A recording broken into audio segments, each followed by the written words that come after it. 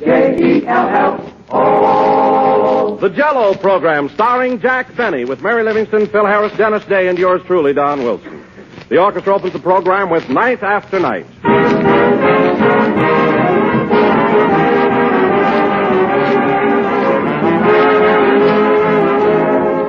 Everything from soup to Jell-O. And that, ladies and gentlemen, is the best way I know to describe a really complete meal.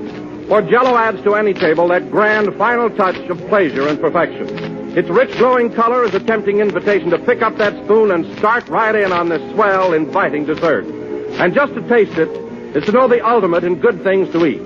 Yes, there's nothing more attractive than a bright, shimmering mold of delicious Jell-O. And there's certainly nothing more delightful than Jell-O's rare, distinctive flavor, as enticing and refreshing as the juicy, ripe fruit itself. So, friends, make the next meal really complete by topping it off with a top-notch Jell-O dessert, made with any of Jell-O's 6 delicious flavors. Ask your grocer for several packages of Jell-O tomorrow. And when you buy, look for those big red letters on the box. They spell Jell-O, and Jell-O spells a treat.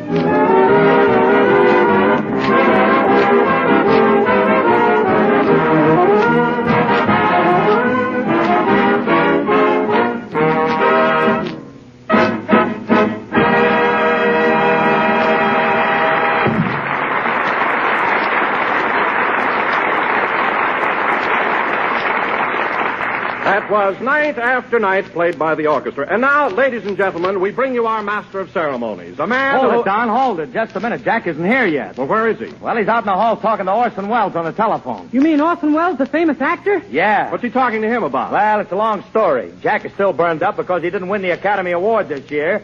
So from now on, he's going in for heavy dramatic stuff. And right now, he's trying to get Orson Welles to coach him. Ain't that a Lulu? But, gee, Mr. Benny's a comedian. What does he want dramatic lessons for? That's what I say. You ought to stick to them big shoes and baggy pants. I better go out in the hall and get him, though. Yeah, tell him to make it snappy. We're on the air. Okay. Yes, I understand, Orson. Yes. Yes. Quite. Oh, but definitely. Very well, Orson. I shall be expecting you within the hour. Hey, Jackson, we're waiting for you. I'll be there in a minute, Phil, old boy. By the way, Orson, shall I send my car for you, or will you take a cab? Oh, very well. I shall be looking forward to your visit. Thanks very much. Goodbye. Well, that's that. Hey, kind of putting on the dog there, wasn't you? Phil, don't say wasn't you. Hurts my ears. Well, get a load of him. He talks to Orson Welles for 2 minutes, and my English ain't good enough for him. And don't say ain't. Heaven. Oh, stop with that highbrow stuff. What are you trying to do, make me feel subconscious? That's self-conscious. And listen, Phil, when Orson Welles gets here, will you do me a favor and talk just with your hands? I'll tell him you've got laryngitis or something. Come on, let's go inside. Yes, let's join the others. Hip, hip.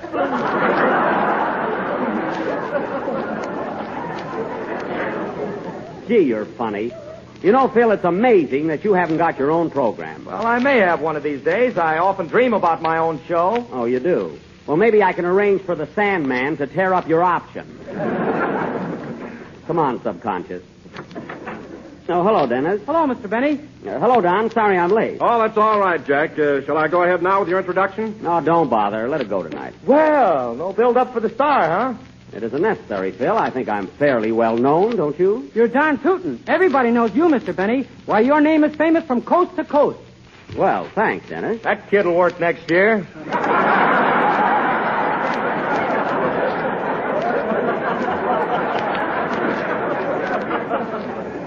That's not flattery, Phil. I've been in show business for a long time, and naturally, my name has become more or less familiar. Well, let me tell you something, Jackson. When I go out on the road with my band, I hit a lot of towns where they've never even heard of you. No kidding. That's a fact. Well, Phil, in the kind of towns you play, you can get 8 to 1 that shoes are a passing fancy.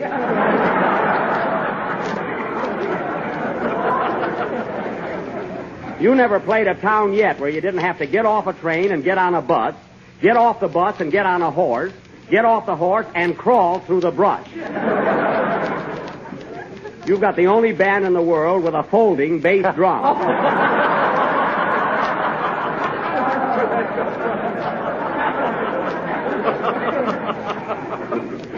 Say, Don, Yes, Jack. I meant to tell you, I just spoke to Orson Welles on the phone. He's coming over in a little while. Well, Phil mentioned something about it. He said that you wanted Mr. Wells to coach you in dramatics. Yes, and he has consented to help me out. Gee, Mr. Benny, you're a swell actor now. You don't need any coaching. Yes, I do, Dennis. That's right. Don't change your mind so fast. You know, Don, I've been doing comedy for a long time in radio and pictures, and, I don't know, comedy is all right in a way, but I've decided to go in for deeper things. Now, Dennis. Yes, please? Mr. Wells will be here pretty soon, so I think you ought to get your song over with. Have you got something ready? Yes, Mr. Benny. This being St. Patrick's Day, I'm going to sing a real old Irish folk song called Phil the Fluter's Ball. Well, that's very apropos. Go ahead, Dennis. Okay. Hey, Jack, I forgot to ask you, how's Mary getting along? Mary, she's much better, Don, but she'll have to stay in bed a couple more days. Well, I'm glad she's improving. Hey, what's the matter with Mary? Oh, she had a bad... Dennis, you can close your mouth. We're going to talk for a while. Okay. She had a bad cold, Phil. I think it was a touch of the flu, but she's getting along fine. Has Mary got a nurse? Yes, Phil, and she's gorgeous. Well, all right. And her husband, who was 6'4" and could break you right in two, isn't bad looking either. Sing, Dennis. I think there'll be no more interruptions.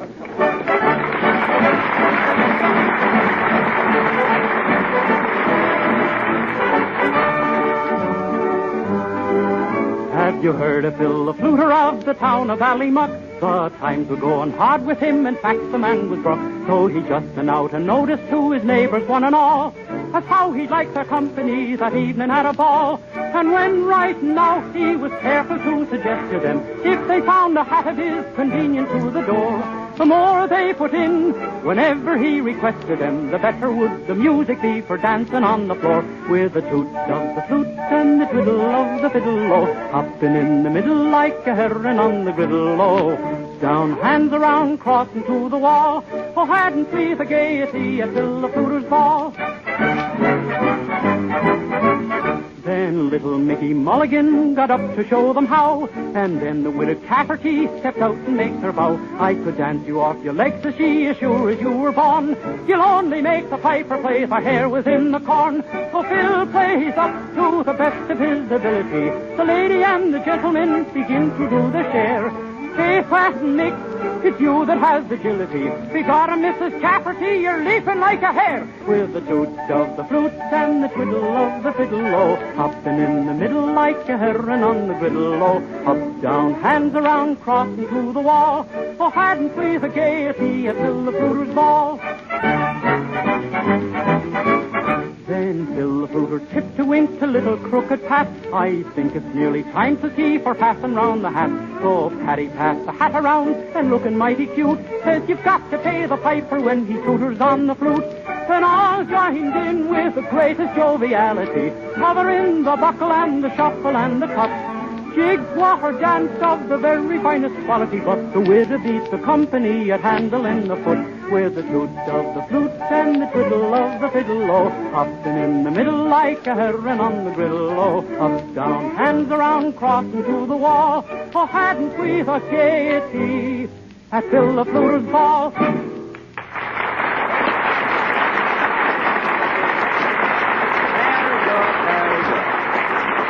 You hear that, doll? That was Phil the Fluter's Ball, sung by Dennis Day, a real Irishman. You know, Dennis, it's a funny thing, but you're the only Irishman I ever met that I can lick. Don't be too sure about that, buddy.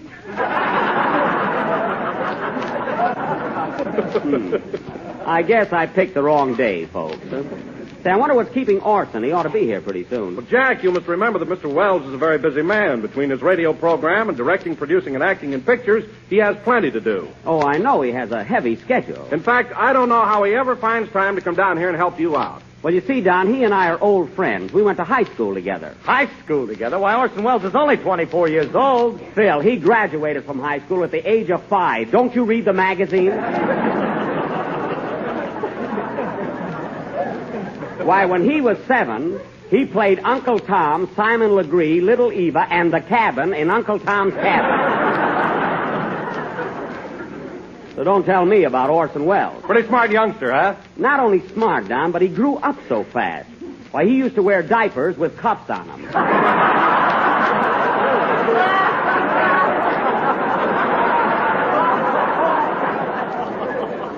Oh, what a kid. Huh? So he's going to coach you, eh, Mr. Benny? Yes, Dennis, in dramatic art. And I'll tell you one thing, fellas.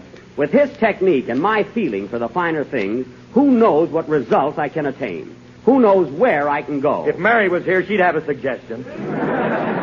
No doubt. But I'm quite serious, Phil. Anyway, when Orson gets here... Oh, gosh, that must be him.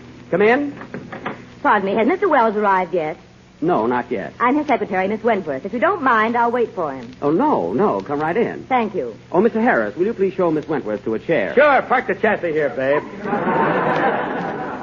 Phil, make yourself comfortable, Miss Wentworth. Now, as I was saying, fellas, when Mr. Wells gets here, I don't want any heckling. Just behave yourselves while we're rehearsing. Well, what do you intend doing tonight, Jack? Goodbye, Mr. Chips? Oh, no, Don. We're going to work up to that gradually. First, he's going to teach me dramatic delivery and enunciation and how to breathe. Isn't that right, Miss Wentworth? I can hear you breathing way over here. I mean correctly. You know, fellas, there's a way of breathing when you read lines that... Pardon me. Hello? Mr. Wells? Oh, he hasn't arrived yet, but I'll have him call you. Goodbye. Well... Who was that, Mr. Benny? It was... Oh, darn it, I was so excited I forgot to ask. Well, you're a fine secretary. You're the secretary, not me. Well, then why did you answer the phone? Because it's my phone, that's why. I forgot to ask the man's name, so what? Mr. Wells won't like it. Look, miss, don't worry about that. The party will probably call back again, and when they do, I'll... Come in? Excuse me, is this Studio B? Yes, sir. I was to meet Mr. Wells here. I'm Mr. Stone, his secretary. His secretary? Then who's Miss Wentworth? She's his private secretary. I am right out in the open.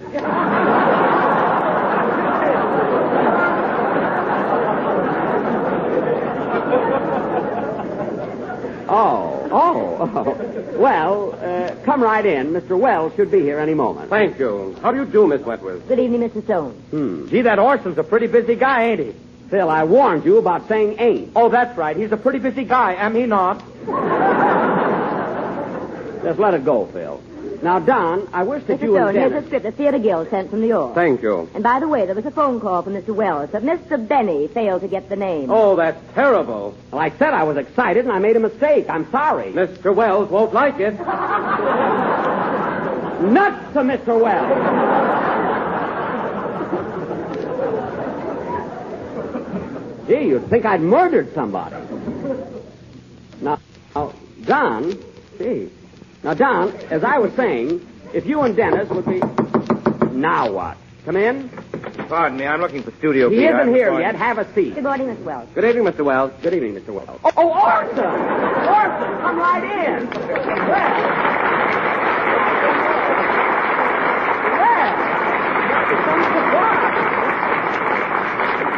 Well, I sure didn't know you there for a second. Well, I'm glad you were able to make it, Orson. I was wondering Mr. Stone, did Gabriel send in those sketches, the costumes, the picture? We'll be needing them soon, you know. Yes, Mr. Wells. I received that script from the Theater Guild. Good. Let me see it. Here you are, sir. Looks like a very interesting play. Well. However, to finish the second act, we'll need polishing. Gee. Oh, Orson, before we get started, I'd like to have you meet some of the members. Miss Wentworth, did you cable Mr. Miller about the American rights to his new production, the one that opened last week in London? Yes, I did, Mr. Wells. And by the way, just before you arrived, a phone call came for you. But Mr. Benny didn't get the name. Stool pigeon. I was excited, Orson. That's all right, Jack, but watch those things in the future.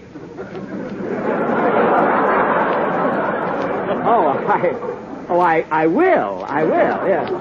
Now, Orson, before we get started, I'd like to have you meet the members of my cast. This is our announcer, Don Wilson. How do you do, Mr. Wilson? It's a pleasure, I'm sure. And this is Dennis Day, our young tenor. Mr. Day? How do you do? Dennis, don't curtsy.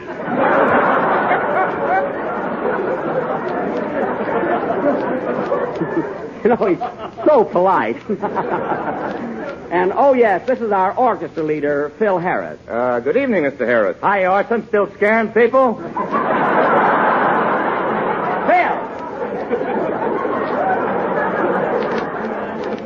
Don't pay any attention to him, Orson. He's always like that. Oh, I don't mind. He's rather amusing in his own barbaric way. Barbaric. That's very good. By the way, Jack, where's Miss Livingston? Oh, Mary's home in bed, Orson. She has a rather heavy cold. Oh, that's too bad. Has she got a nurse? I checked on that, Bob. No soap. Oh, what coarse language, Orson. I don't know where he picks those things up. No, just the same, he's a very interesting study, don't you think? Oh, yes. Yes, I think, yes. Now, Orson, I think we ought to get started with my rehearsal. Did you have anything in mind for the first lesson? First lesson, let's see. Benny. Oh, yes. You see, Jack, the reason you haven't gone as far dramatically as you feel you should is because you've been selecting the wrong vehicles. I have? Definitely. For instance, if your goal is the Academy Award, as you say it is, you should concentrate... Oh, pardon me, Jack. There's something I must do. Miss Wentworth. Yes, Mr. Wells. Take a telegram to Mayor LaGuardia, New York City. Yes, sir. You see, Jack, you should concentrate on the heavier and more legitimate type of drama. I understand. Now, what would you suggest, Orson? Dear Mayor LaGuardia. Received your telegram, and if I'm in New York on the 29th, we'll be only too happy to attend the banquet. Well. However, we'll let you know in plenty of time if I ain't coming. Hey! Why, Orson, you said ain't!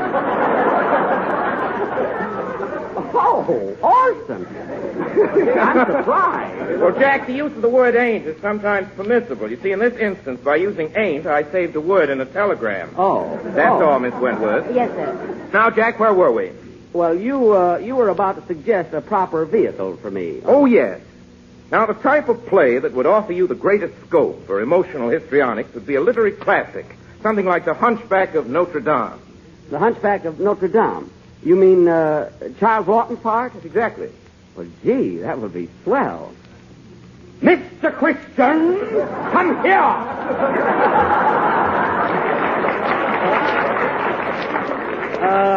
How's that?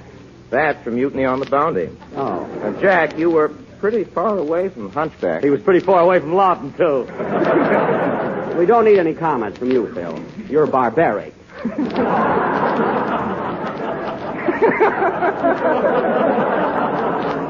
Well, Orson, if The Hunchback is a play you feel I ought to do, let's try it out. I'm your obedient servant. Shall we get started? Yes. Mr. Stone, did you bring the script of The Hunchback with you? Here it is, Mr. Good. Wells.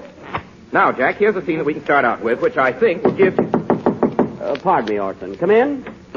Excuse me, is Mr. Wells here? Why, yes, he is. It's your tailor, Mr. Wells. Oh, come in, Max. You might as well measure me right now. Okay, Mr. Wells. Mark this down, Sam. Right. Now, Jack, I think we can take this scene where the King of France meets the gypsy dancing girl, Esmeralda. Now, let's glance at it a minute. Neck, 15 and a half. 15 and a half. Chest, 42. 42. Waist, 36. 36. Leg, 29. 29. Come on, Sam. Goodbye, Mr. Wells.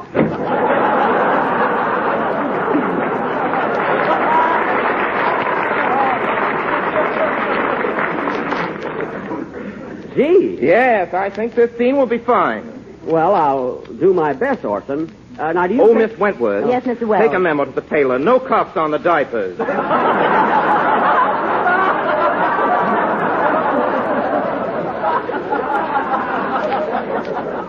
Now, Orson, as I was saying, do you think I ought to give my own interpretation of The Hunchback, or should I mimic Charles Lawton? In other words... Oh, darn it. Excuse me. Hello? What? What? London? London, England? I think that's for me, Jack. Gee, London. Hello? Oh, hello, Miller. So nice of you to call. Yes, I've heard splendid comment on your London production. I'd like very much to do it. Gee, all the way from London. I understand, Miller, but the Theater Guild has fella sent me a called from script London? which I may have to do first. Gee whiz, I know. Yes.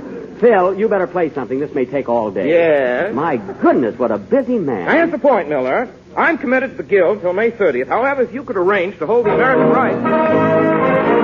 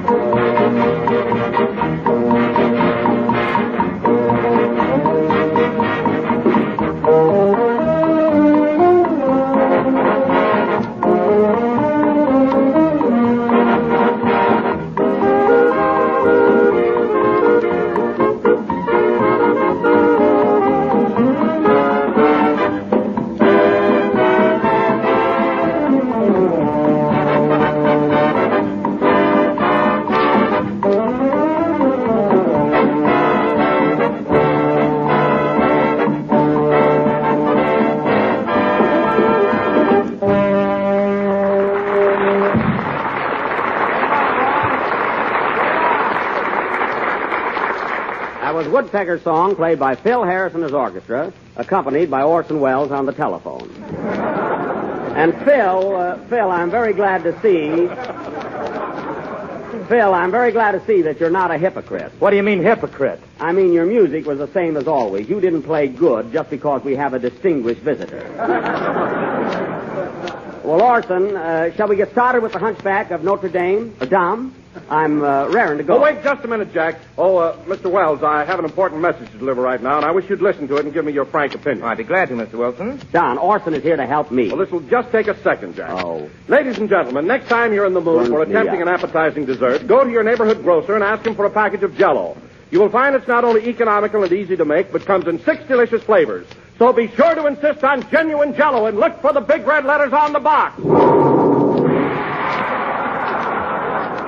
Wow. How was that, Mr. Wells? Very good, very good. But I wish there was some place you could bring elephants in there.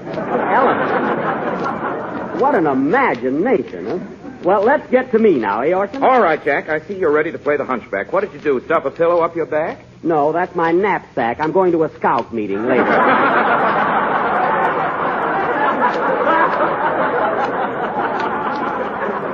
Say, Orson, I was just thinking, of course, I don't want to complain or anything, but as I remember in the picture, Quasimodo the Hunchback had very little to say. In fact, all he did was grunt and groan, and that's not very dramatic, is it? Huh? Well, that's where you're wrong, Jack.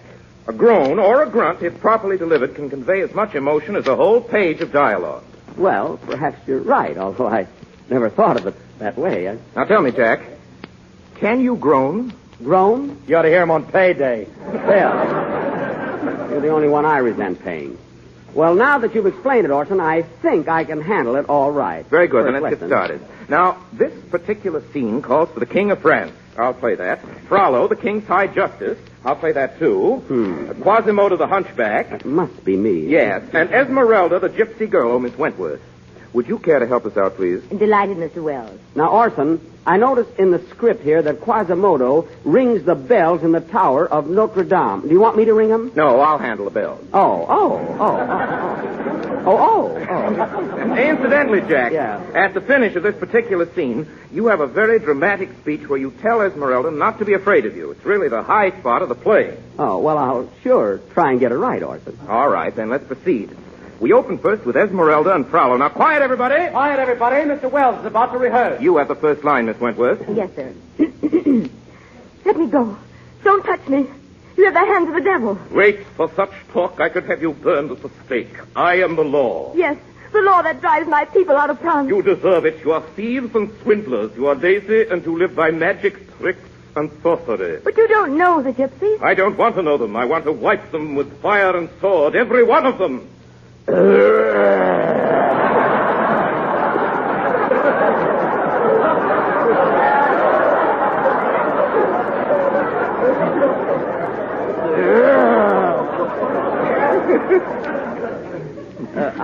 How was that, Orson? Just grown once, Jack. Oh, well, the second one was an encore. Go ahead.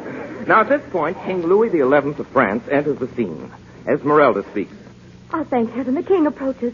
Maybe he will listen to me. You will be heard. I will help you, my child. Your Majesty. But you must give me a good reason. They say you are a lot of thieves. Oh, no, Your Majesty. Whenever we steal, it is because we are hungry. Help us, child. Please help us. I will help you. You and your people will suffer no longer.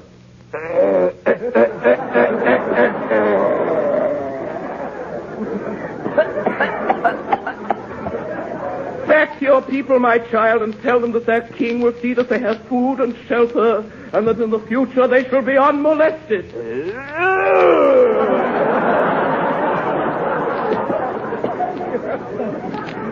For this, I went to bed early last night.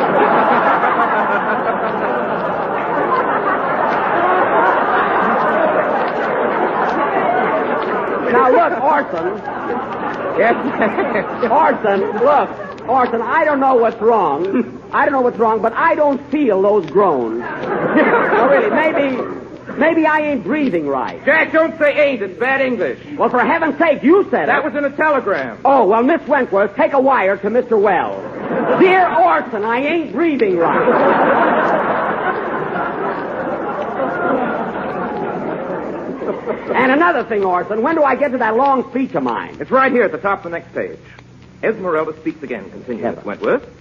Oh, thank you, Your Majesty. My people will always be grateful. Rest easy, my child. And now, goodbye. Goodbye, sire. Oh, wait, Your Majesty. Who is this ugly, misshapen creature that is staring at me? I'm frightened. That's your cue, Jack. Oh, yes. It is I, Quasimodo. Do not be terrified of me. I am not a man and not a beast. Yet I am human, too. I have a heart and it warms to others. Hey, wait a minute, Orson. You're drowning out my boy. Well, the script calls for Bell. I don't care. You don't have to ring him that loud, do you? I'm sorry. Try your speech again. Oh, Ah. Mr. Stone. Will you ring the bells this time? I want to watch Mr. Benny. Yes, sir. Go ahead, Jack. Gee. It is I, Quasimodo. Do not be terrified of me. I am not a man and not a beast, but more look down upon Hello? the leader. Yes, he's here. Yes, For you, I Mr. am Wells, human, you're too. calling. Thank you. I have a heart and it warms to hello, others. Harrington. I've been But trying to people reach you drive all me day. off as though I were the When do you evil think I'll one get those because my proofs of the soul book? is imprisoned in an Now, ugly see body. here, you promised that It 2 weeks reaches, ago. oh, This is the more elevator. painfully for all that is Harrington. beautiful. This is the That is why I look at you. You are very beautiful. And when you come from the inside, whatever you try, help us crying out loud. How can I act with all this going on, for heaven's sake? Oh, Mr. Wells, your suit is ready for a fitting. Thank you, Max. I'll try it on here. Oh, the heck with it. Play, Phil. What I go through for a career.